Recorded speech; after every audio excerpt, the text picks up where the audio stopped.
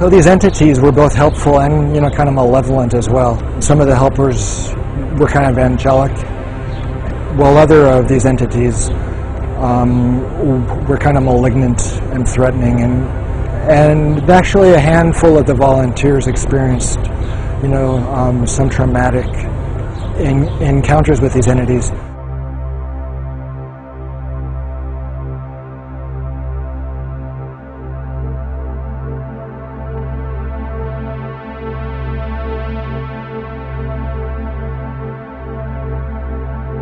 The hallucinogenic state, like the dreaming state, is a temporary disconnection from the physical body. The dreamer becomes a discarnate intelligence, traversing higher realms, no longer bound to the restrictions of time and the standard laws of physics. DMT is, kind of a portal, or, kind of a door for the transport of the spirit out of the body, it appears to me. In some ways, the occurrence of DMT in our brains, in our bloodstream, is kind of validation of a spiritual reality in quite a few ways. Could this strange chemical be offering us a window into events to come in the afterlife? The frequent appearance of helpers or assistants to ease us through the transition to other planes of existence suggests at least a strong parallel with funerary and afterlife traditions throughout history. The discovery of the unusual properties of the pineal gland illuminate the many strange references to this most mysterious part of the brain. In strange and unexpected ways, the temples demonstrated a special emphasis on the pineal gland and its role as the intermediary between mind and body, the seat of consciousness, and possibly the gateway into and out of life. The results suggested that the mysterious pineal gland may be linked to the mechanism through which we enter and leave our physical bodies. Could this have been the reason that the brain of the deceased pharaoh was removed? Was the pineal a kind of link or bridge or tether between the physical mummified body and the consciousness? From the very beginning of time, we see evidence of a science that described and somehow aided the transition of consciousness from a material existence to existence on a higher plane. It appears as though this science used as its training ground the realm of dreams. The everyday act of dreaming may be a much more mysterious activity than most imagine. It may be a portent of things to come in the afterlife. The strange state of consciousness that one achieves during lucid dreaming might be the secret ability that opens doors in the afterlife.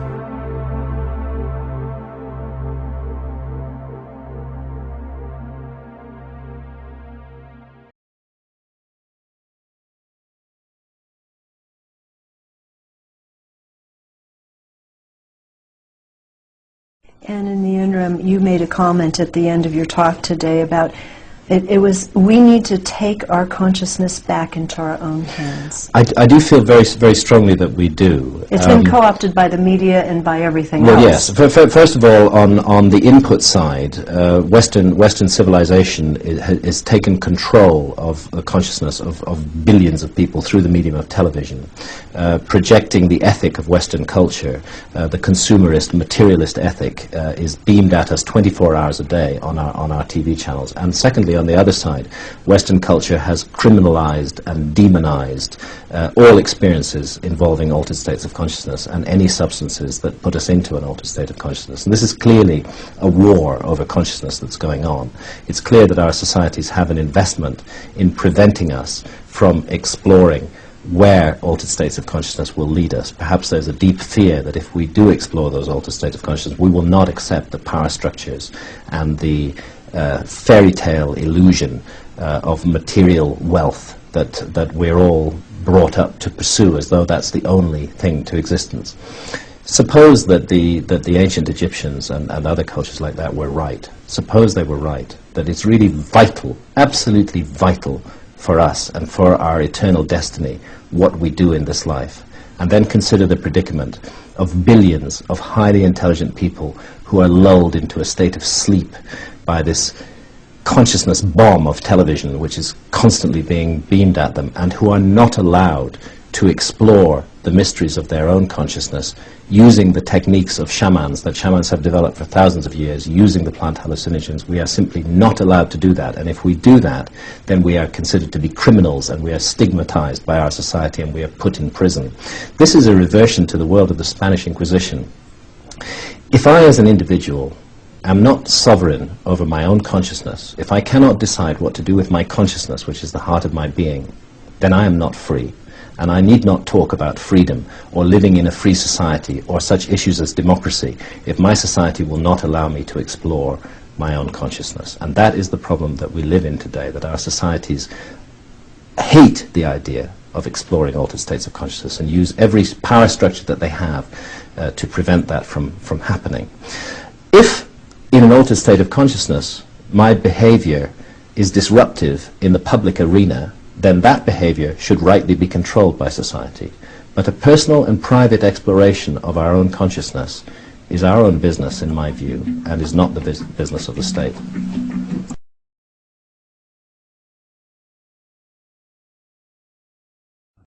I think it's important not to rush to too many conclusions too fast, because essentially, we don't know how our own brains work. We don't even know how our brain conjures up an image of what is objectively outside our heads.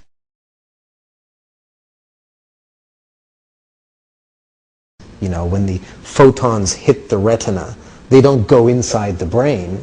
What actually happens is that information, that photon bombardment, is transduced into electrochemical information that is then decoded and classified and categorized back here at the back of the head where the visual cortex is. And then somehow that information, which is deconstructed into color, movement, depth, is reconstructed into an image that looks to me that it's outside my head, but it's actually being concocted inside my brain.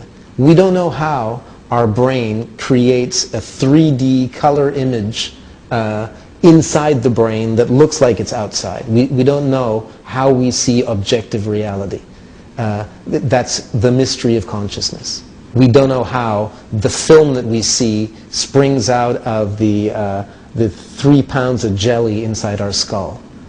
How does this immaterial film that I see spring out of this gray gelatinous matter inside my skull? We don't know. We'd like to know. We don't even know where the screen is.